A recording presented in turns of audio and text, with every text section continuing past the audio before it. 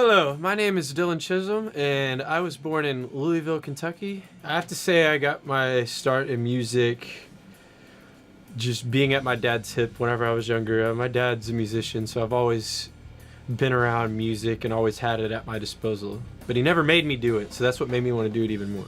I don't really have a favorite kind of music. I really listen to a mixed bag, like whatever's good. That's whatever's dope. I have to say, when I originally got into music, my goals with music have changed in the sense of the purpose of why I make music. I'm so sick and tired of seeing artists that are literally just encouraging people to be the biggest piece of shit that they can be.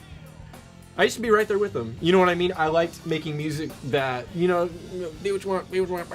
And it's just like, I guess like where I am with music is trying to help people realize like there is consequence to your action.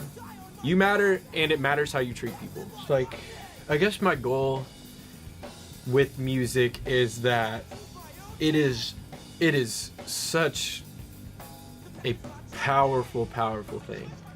Like, it is so powerful and has more influence on your life than you realize. What to me makes a good song? I guess just something that you almost don't know where it came from when it comes from me. You know what I mean? It's like, you know when you got something good, you know when you're onto something. It's just, because I'm a firm believer that music doesn't necessarily come from me. Like, it comes from somebody else. I definitely consider consider myself a person that is in the world, not of the world. And it's so easy to get sucked into worldly things.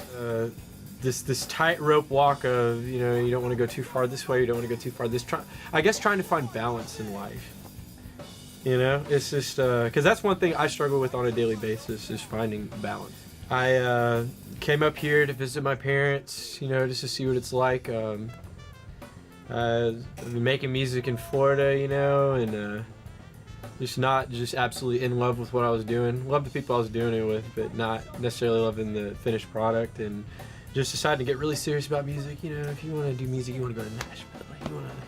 You want to go there. So that's what I did. I just came up here, and luckily I met Lebo Daniels, our near and dear friend, and he told me to come over and kick it, and we just kicked it. And he's like, "Look, got this dope trumpet player, got this bass player, got this drummer. This is gonna be something. This is gonna be a game changer." Lee is such like an eccentric, unique individual and musician. And being an odd bird myself, it works so well that regardless of what we're going into with the jam, it always ends up as something that's just really tasty and awesome. So. What can I say about Lee? He's a groovy dude. You know what I mean? He's just a good dude. Love him to death. I met all of you at the same night. Les, you, and Jason. You know what I mean? Les came first with Parisa, which Parisa is a very lovely young lady. What's up, Parisa? But Les is just like, he blew me away with his skill. Like, he has such this brilliant skill set. You know what I mean? He has such a toolbox of things, and it's just sometimes you got to step back and just let him do his shit. You know what I mean? It's just something to watch. He is. I've never been in a band with a trumpet before, and I was kind of like, oh, how's this gonna work? But it works so well. You know what I mean? Like, this is like peanut butter and jelly, dude. I feel like Steve is just. I can't say enough about Steve. He's just he's a righteous dude. Like, he is somebody that has helped me out just in more ways than I think he realizes. That just anytime we're kicking it, anytime we're making music, anytime we're doing anything, like, I trust Steve with my life. Like, he's my bro, dude. You know what I mean? He's like, I got him from here on out, and vice versa. I feel the same way. And Jason, I mean, like, that's another groovy soul brother right there. Like, he's got a mean groove. Like, there's a lot of times where it's just like I'm not even interested in riding on it yet until Jason's drums are on there. You know, it's just like I gotta have that groove, and he's always there. After that first practice of all of us getting together, I knew we were onto something. You know what I mean? Like, this is just so different and so just unique, and it is just bringing people with just absolute just opposite ends of the spectrum in so many different ways with whatever. We come from so many different genres and so many different life experiences and so many styles of playing that it just meshes together so well. And I don't want to do anything else. You know what I mean?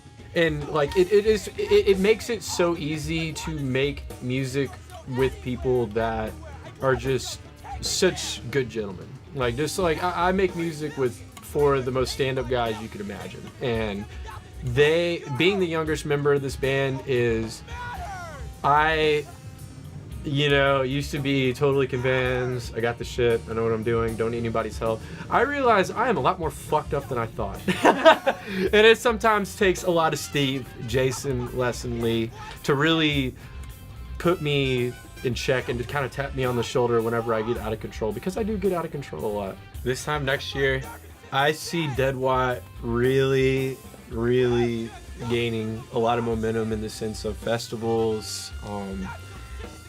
I'm really excited just to see like what other friends we can meet up with. You know what I mean?